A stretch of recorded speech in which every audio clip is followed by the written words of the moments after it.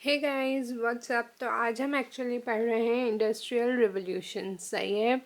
अब industrial revolution पढ़ना क्यों ज़रूरी है देखें। अब हम जो है मैनेजमेंट और organisational trade and theory and design में आगे हम पढ़ना चैप्टर्स शुरू करेंगे। और जैसे जैसे हम चैप्टर्स पढ़ेंगे ना तो हमें एक चीज़ बहुत ज़्यादा उनमें दिखेगी, वो है इंडस्ट्रियल रिवोल्यूशन। वो क्या है, वो क्यों है। और ज़्यादातर थ्योरीज चीज़ें लोगों ने रिसर्च मैनेजमेंट में इंडस्ट्रियल रिवोल्यूशन के बाद ही स्टार्ट की थी, क्योंकि ज़रूरत ही तब पड़ी थी। ठीक है। उससे पहले क्या होता था कि लोगों के पास कोई चॉइस नहीं होती थी। ठीक है। एफिशिएंसी, इफ़ेक्टिवनेस, इन चीज़ों का कोई कॉन्सेप्ट नहीं था।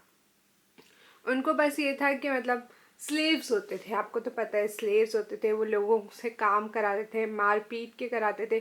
फिर वो एक दिन लगे, पूरा दिन लगे, पूरी रात लगे, लोगों को करना पड़ता था। उनके पास कोई चॉइस नहीं थी, जैसे हमारे पास अभी है, हम कहते हैं हमें नहीं करना आपके ऑफिस में काम, right. We are not your slave, but they were their slave. उनका यही काम था और उनके पास और कोई ऑप्शन नहीं था। या तो वो डेप्थ में इतनी रहते थे, वहाँ पे किंग क्वींस और इस तरह का सिस्टम था। तो वहाँ पे ये चीज़ें नहीं चलती थी कि आपका टाइमिंग सेट होंगी, टाइमिंग के अलावा कोई काम नहीं करा सकता, और आपका एक काम भी स्पेसिफिक होगा, रियलिस्टिक होगा, ब्ला ब्ला। ये चीज़ें नहीं थी, तो ज़रूरत ही नहीं थी इन थ्योरीज़ की। पर जब इंडस्ट्रियल रेवोल्यूशन आया तो ज़रूरत पड़ी। क्यों, चले देखते हैं। ठीक है। Transformation of the world.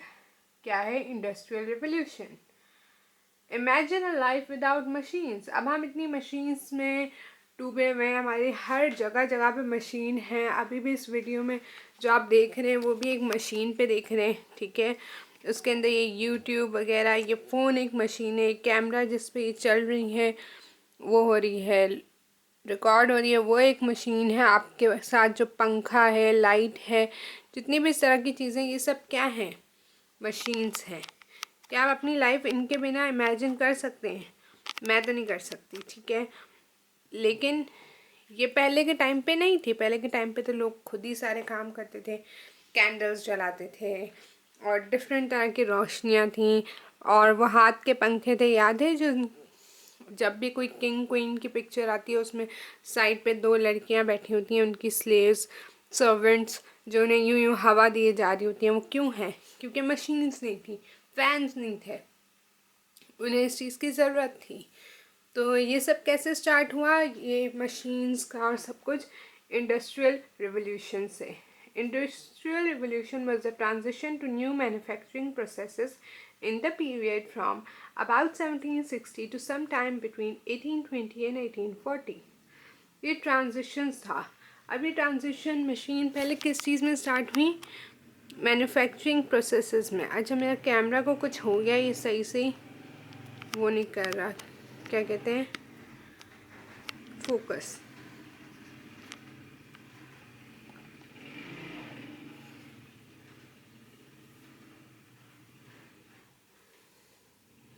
Let's hope अब करेगा। ठीक है, कम ऑन।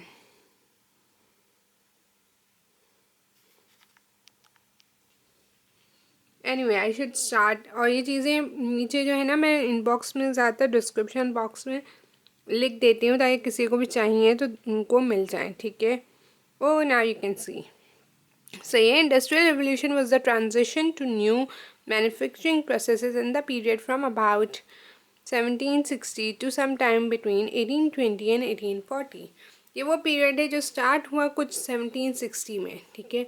अर्लीस्ट एंड के 17 सेंचुरी, वो उसके सेंचुरी के एंड में, 18 सेंचुरी के बिगनिंग में, और 19 सेंचुरी तक ये प्रोसीजर गया और अभी भी गोइंग ऑन है। ठीक है। क्या हुआ? मैन्युफैक्चरिंग प्रोसेसेस में इंडस्ट्रियल आना शुरू हुआ, मशीन्स आई आपकी।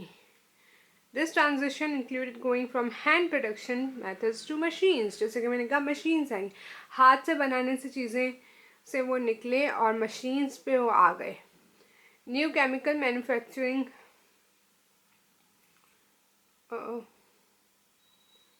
ओके, न्यू केमिकल मैन्युफैक्चरिंग, ठीक है, and iron production processes improved efficiency of water power, the increasing use of steam power, and the development of machine tools. It also included the change from wood and other biofuels to coal. अच्छा, अब क्या हुआ, machines आई. जब machines आई तो क्या हुआ, इन लोगों ने पानी को वो क्या कोल यूज़ करना शुरू किया, स्टीम के काम करना शुरू किया. स्टीम से आपको पता है ना बहुत सारी चीज़ें पहले चलाई जाती थी. वो स्टार्ट कब हुआ, इंडस्ट्रियल रिवोल्यूशन. उन लोगों ने फैक्ट्रीज़ बनाना शुरू की. Not exactly as big as हमारी अभी हैं, बट यू नो वो प्रोसेस में थे. उन्होंने कुछ ना कुछ चेंजेस लाना शुरू की, नई नई चीज़ें वो कर रहे थे. मैन्युफैक्चरिंग प्रोसीजर्स अपने बेसिकली चेंज कर रहे थे, और जिसको अब कहा जाता है इंडस्ट्रियलाइजेशन. ठीक है, वह यूँ क्यों कर रहे थे, ताकि उनके पास एफिशिएंसी आए, वो जल्दी से काम करें, उनका काम जल्द अज जल्द हो. और ऑब्वियसली मेन गोल होता है कि आपका काम जल्द से जल्द हो, आपकी प्रोडक्शन जल्दी हो, आपकी कंपनी इंडस्ट्री ग्रो करे. ठीक है, और ये हुई शुरू कहाँ पे हुई थी, the industrial revolution began in Great Britain and quickly spread throughout the world. American industrial revolution commonly referred to as the second industrial revolution started sometime between 1820 and 1870. Start कहाँ हुई थी, ग्रेट ब्रिटेन में. सब कहते हैं British is very good at stuff. तो Britain ने ये वहाँ पे लोगों ने ये देखा कि यार हमारी एफिशिएंसी कम है, हमने कुछ और चीज़ें करनी चाहिए जिससे हमारी एफिशिएंसी इम्प्रूव हो. ये देखने के बाद उन लोगों ने मशीन्स वगैरह और डिफरेंट चीज़ों पे रिसर्च की जो उनके लेवल पे हो सकती थी. वो करने के बाद उन्होंने स्टार्ट किया इंडस्ट्रियल रिवोल्यूशन. नई चीज़ें बनाई, नए प्रोसीजर्स बनाए. और फिर जब वो उनकी हुई, वो अभी कंटिन्यूस थे. फिर अमेरिकन इंडस्ट्रियल रिवोल्यूशन भी स्टार्ट हुई. अब इसको अलग से क्यों कहा गया है, क्योंकि वो बाद में स्टार्ट हुई. उन्होंने देखा, उन्होंने भी स्टार्ट कर दी. ठीक है, इनकी ख़त्म नहीं हुई थी, इन्होंने भी साथ स्टार्ट कर दी. तो फर्स्ट उनकी, सेकंड इनकी. 1820 to 1870 में अमेरिकन इंडस्ट्रियल रिवोल्यूशन स्टार्ट हुई. सही है. अब इससे क्या हुआ, production efficiency improved during the industrial revolution with the inventions such as the steam engine, which dramatically reduced the time it took to manufacture products. Steam engines बने. Engine से क्या होता है, कोई मशीन बनती है. किसी भी चीज़ में आपको पता होगा कि इंजन लगता है. आपके घर की मशीन में, पानी वाली मशीन में, इन सब चीज़ों में एक इंजन चाहिए होता है, एक चीज़ चाहिए होती है जो उनको चलाए. तो जब स्टीम इंजन बने तो लोगों ने क्या किया, जो टाइम एक प्रोडक्ट को मैन्युफैक्चर करने में लगता है वो ऑटोमेटिकली कम हो गया, एफिशिएंसी आ गई. तो सबसे पहले उन्होंने ये इन्वेंशन की. The industrial revolution improve people's lives. Due to industrial revolution advancements, there were improvements in nutrition, health care and education. अब इंडस्ट्रियल रिवोल्यूशन ने क्या किया, लोगों की लाइफ को इम्प्रूव किया. जब उन्होंने वो मशीन्स लाए और डिफरेंट चीज़ें लाए तो लोगों की लाइफ इम्प्रूव हुई. उन्होंने रियलाइज़ किया कि अब हमारी लाइफ काफ़ी स्ट्रेस फ्री है और बहुत अच्छी है, और सप्रा. और उसके बाद उसके अलावा देखें, उन्होंने ख़ुद तो रियलाइज़ किया अब लेबर को कम काम करना पड़ रहा था. मैंने पहले क्या कहा, वो उसको पनिश किया जाता था और उसे बहुत मेहनत करनी पड़ती थी. अब वो इंजन की वजह से उसका काम कम हुआ. ठीक है, उसका काम कम हुआ तो वो खुश हुआ.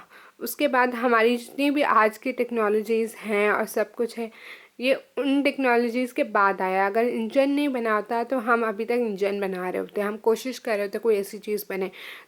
और उसके बाद ये ऑर्गेनाइजेशंस में क्यों ज़रूरी है, और उसके बाद थ्योरीज़ क्यों आई.